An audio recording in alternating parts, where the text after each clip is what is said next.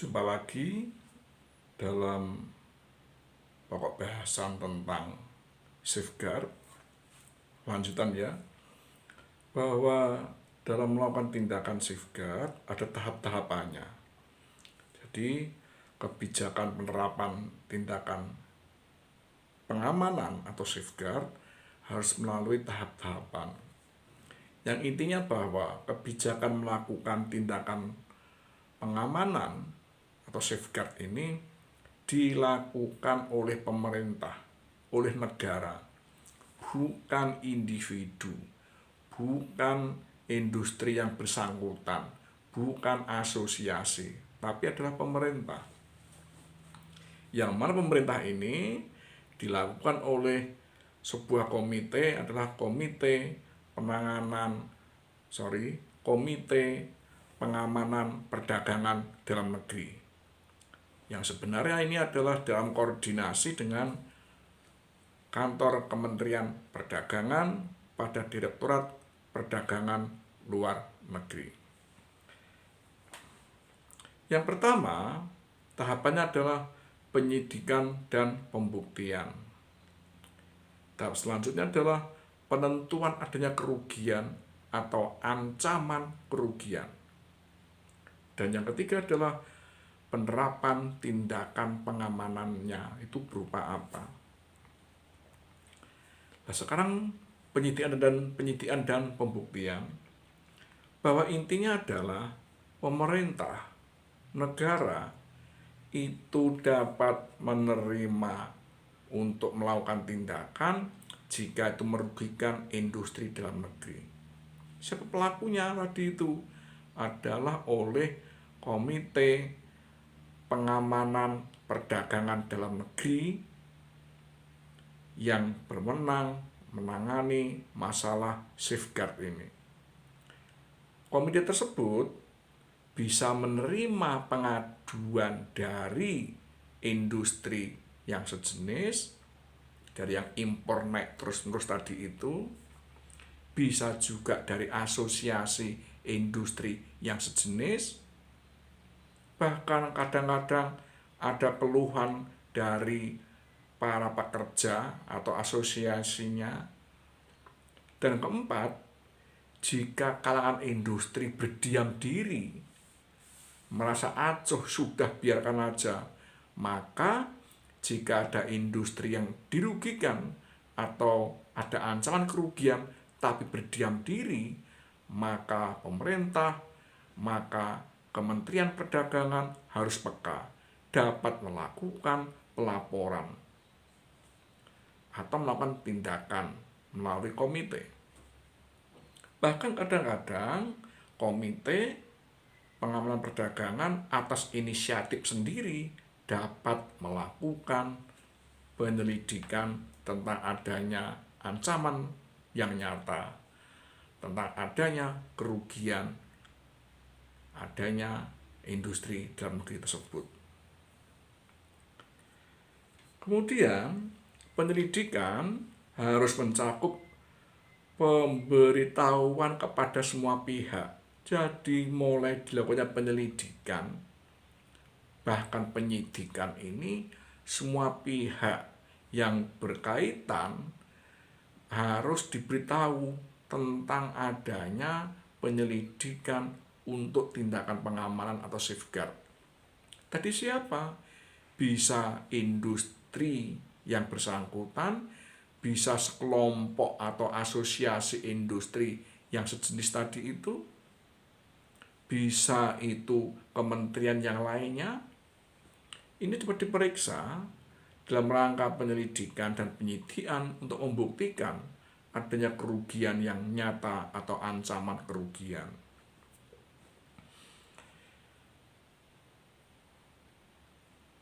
Kemudian lembaga tadi itu dalam pembuktiannya punya kewenangan untuk mencari data seluas-luasnya, mencari data seluas-luasnya. Tapi kadang-kadang ada pihak yang menghalang-halangi tanda kutip atau mempersulit atau tidak memberikan data. Maka kalau seperti itu, Komite Pengamanan Perdagangan akan mencari data sendiri secara intelijen. Jadi komite jika tidak mendapatkan data secara langsung dari pihak-pihak yang dimintai keterangan, dimintai informasi, bisa itu industri yang bersangkutan atau asosiasi industri yang bersangkutan atau kementerian atau pihak manapun yang menghambat, mempersulit, tidak memberikan data, maka Komite Pengamanan Perdagangan dapat mencari data sendiri berdasarkan intelijen yang dimilikinya.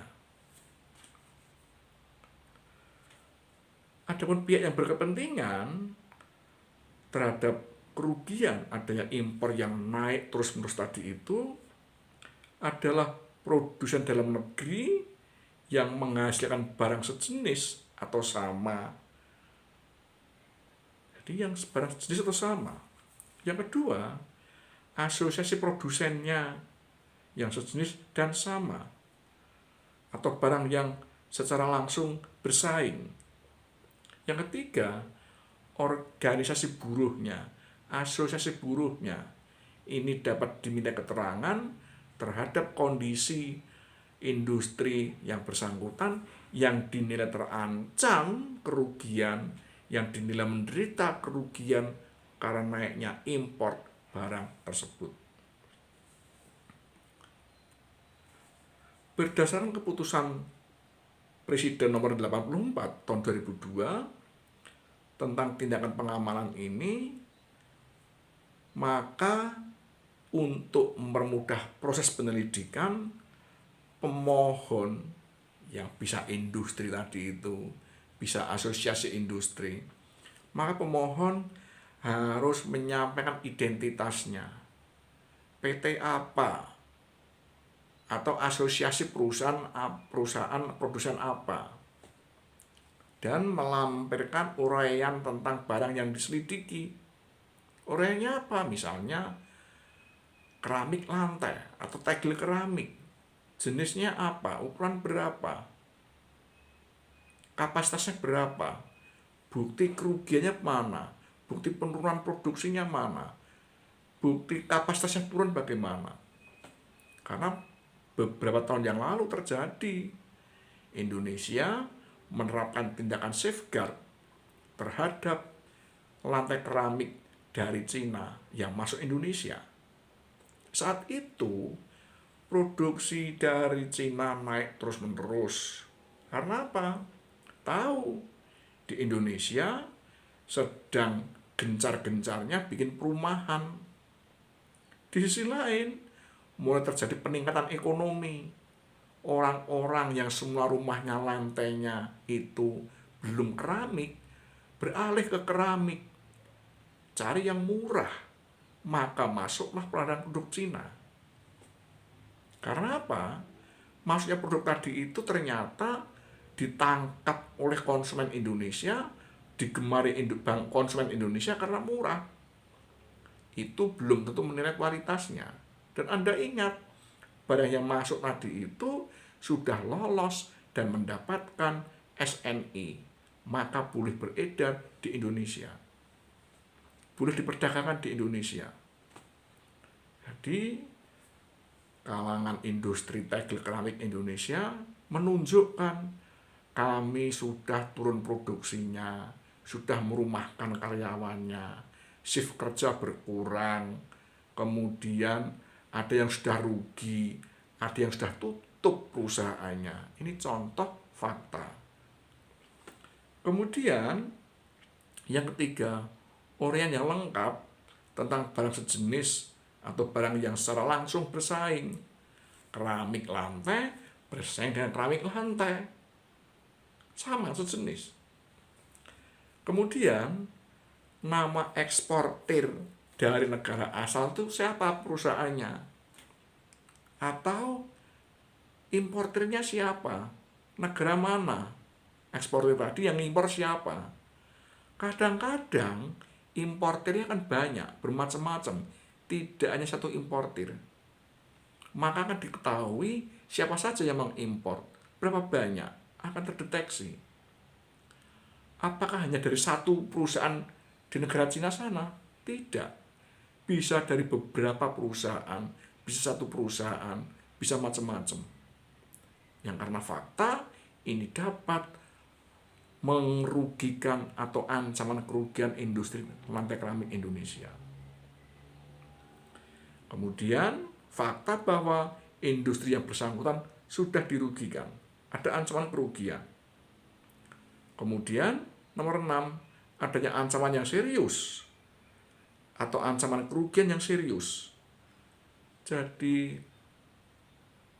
produksinya sudah di bawah kapasitas jauh sekali, menurun drastis, pegawainya dirumahkan, ada yang di PHK, ada yang sudah bangkrut. Ini adalah bukti ancaman serius. Kemudian harus menyertakan informasi data impor barang yang terselidik. Jadi informasinya bisa minta data dari Direktorat Jenderal Perdagangan Luar Negeri, bisa dari pelabuhan, karena melalui pelabuhan impor tadi masuk di data.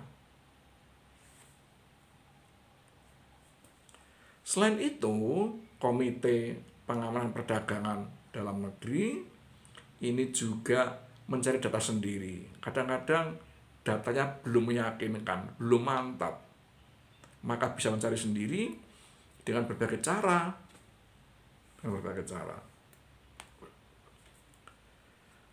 Kemudian dalam melaksanakan proses pembuktian, komite harus memberi kesempatan yang sama dan seimbang kepada semua pihak untuk menyampaikan bukti tertulis dan memberikan informasi. Jadi kadang-kadang datanya dari satu perusahaan saja, dari 2, 3, 4 perusahaan, dari asosiasi perusahaan sejenis, dari pelabuhan, dari asosiasi tenaga kerjanya. Maka data-data ini akan dicocokkan, dikonfirmasikan, dilakukan verifikasi atau cocok-cocokan. Untuk apa? Untuk bahan pertimbangan agar Komite Pengamanan Perdagangan merasa yakin. Kemudian berdasarkan pasal 3 ayat 3, maksimum 30 hari sejak pengajuan permohonan safeguard dan berdasarkan hasil penyelidikan, maka Komite Pengamanan Perdagangan dapat menyatakan menolak. Menolak apa? Menolak melakukan safeguard. Karena apa? Tidak terbukti, datanya nggak ada, hanya prasangka-prasangka saja. Mungkin kerugian industri dalam negeri bukan rugi karena masuknya impor yang meningkat, mungkin salah urus, mungkin salah manajemen. Jadi kerugian tadi diselidiki, kerugian karena apa? Industri dalam negeri tersebut. Kemudian jika pembuktian tadi itu menghasilkan data bahwa betul meningkatnya impor barang sejenis yang terus-menerus tadi itu menimbulkan ancaman yang nyata atau kerugian yang nyata, maka dinilai sudah memenuhi syarat untuk dilakukan tindakan safeguard.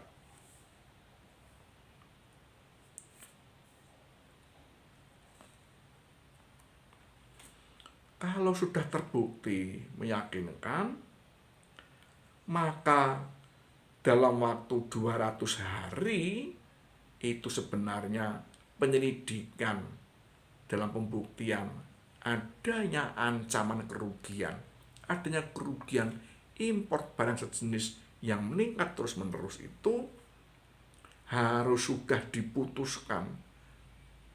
Artinya apa? Hanya diberi waktu 200 hari harus selesai hasil penyelidikannya, hasil pembuktiannya untuk menentukan sikap, membuat keputusan dapat dilakukannya permohonan melakukan tindakan safeguard. Anda ingat, tindakan safeguard itu nanti eksekutornya adalah Menteri Perdagangan bersamaan dengan Menteri Keuangan.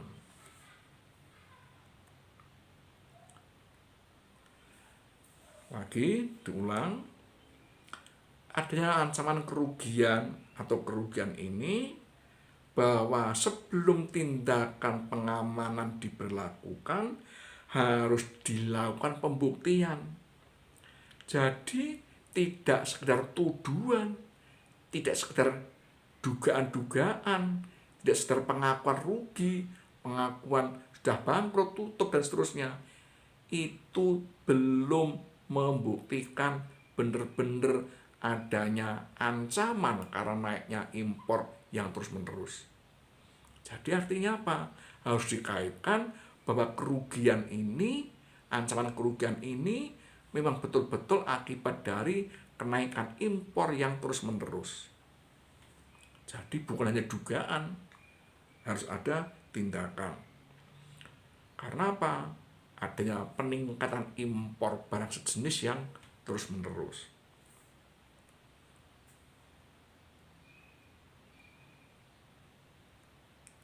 Nah, kemudian yang dimaksud kerugian serius itu apa? Yang namanya kerugian serius itu dapat menghalangi perkembangan atau keberadaan industri dalam negeri. Maknanya luas sekali. Kalau industri berkurang kapasitas produksinya, merumahkan karyawannya, ada kerugian usaha, maka sebuah perusahaan tidak dapat berkembang, tidak dapat meningkatkan produksinya. Itu yang namanya kerugian yang serius.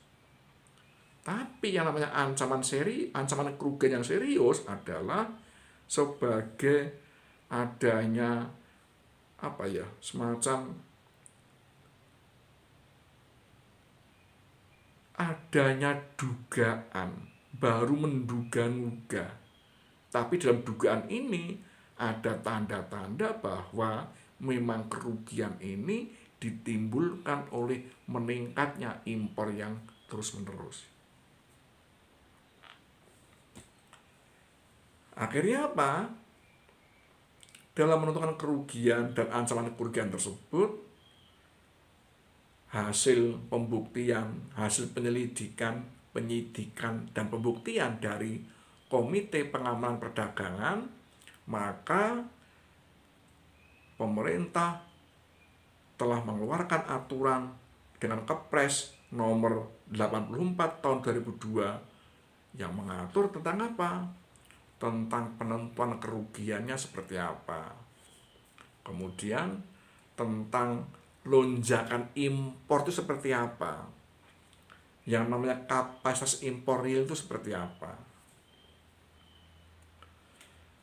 Pada pasal 13 mengatur bahwa untuk menetapkan tindakan atas terjadinya ancaman kerugian serius, Komite Pengamanan Perdagangan harus melakukan penyelidikan dan analisis secara mendalam. Jadi harus melakukan penyelidikan dan dianalisis secara mendalam berdasarkan hasil pembuktian, tidak berdasarkan dugaan-dugaan saja.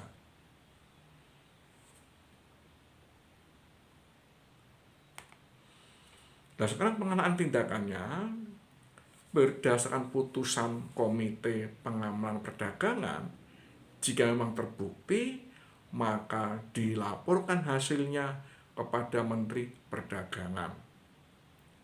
Dari adanya keputusan Komite Pengamanan Perdagangan yang bermaksud melindungi industri dalam negeri itu, maka ada dua hal. Pertama, dapat dikenakan yang namanya peningkatan tarif. Tarif apa? Jadi barang impor dari luar negeri tadi itu tarifnya, biaya masuknya dinaikkan. Sehingga apa? harga barang impor tadi itu relatif sama dengan produksi dalam negeri, sehingga bersaingnya secara fair. Atau yang kedua, dengan cara apa? Dikenakannya tindakan pembatasan atau kuota impor. Impornya tidak naik terus-menerus, tapi dikurangi. Agar apa? Industri dalam negeri dapat pulih, dapat produk optimal lagi, dapat beroperasi lagi, bisa mempekerjakan pegawainya lagi. Jadi dengan kuota ini yang mengatur adalah Menteri Perdagangan. Dalam pembatasan impor atau ngatur kuota itu kewenangan Menteri Perdagangan, sedangkan dalam penerapan tarif tadi adalah kewenangan Menteri Keuangan, khususnya Dirjen Bea Cukai. Artinya apa?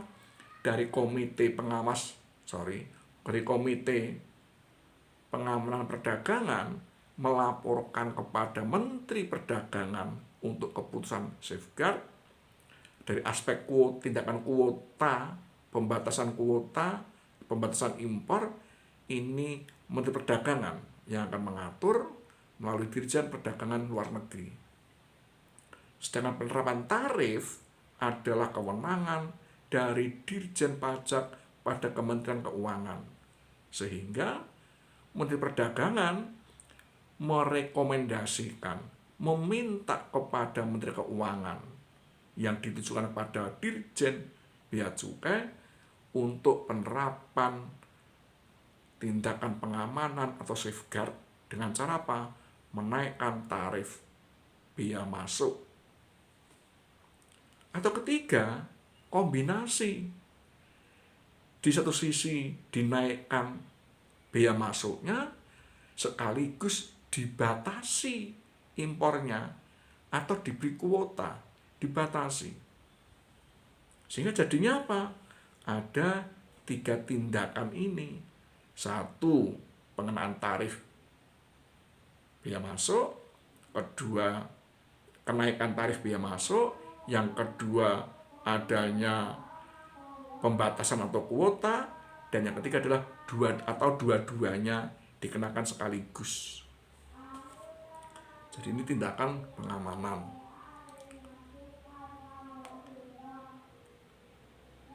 Saya kira ini cukup. Tindakannya sudah selesai. Kewenangan Komite Perdagangan Indonesia yang berwenang menangani safeguard. Saya kira cukup untuk materi hari ini, melengkapi materi yang kemarin. Terima kasih atas perhatiannya. Sampai jumpa. Terima kasih.